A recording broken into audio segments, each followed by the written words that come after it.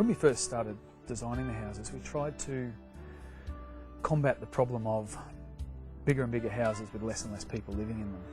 Creating space in a small area is really about thinking logically about that space, what you want to use it for, and using that space efficiently.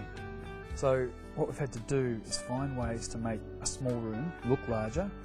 So things like cathedral ceilings, big wide open windows so that you get that feeling of space, light colours. But more than that, the space is tied into something called universal design. Things like extra wide doorways so that either people in a wheelchair or people with their shopping bags can get through the door quite easily. Extra wide corridors so that two people passing can get past each other in the corridor.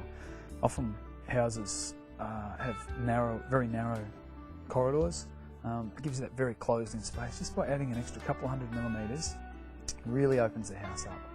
Most of our houses don't have their own laundry.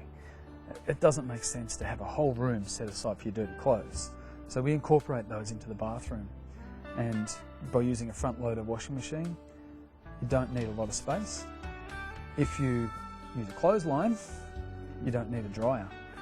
So you can really make use of your bathroom and do away with the laundry altogether.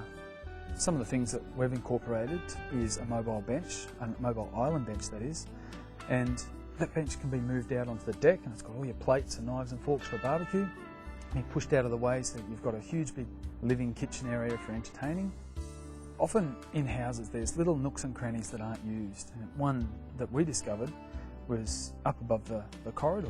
We had a big cathedral ceiling and a big void up there, so it just made sense to put a cupboard up there and put your suitcases and your Christmas trees and the things that you only use infrequently, put them up there and they're out of the way and not cluttering up your wardrobe space.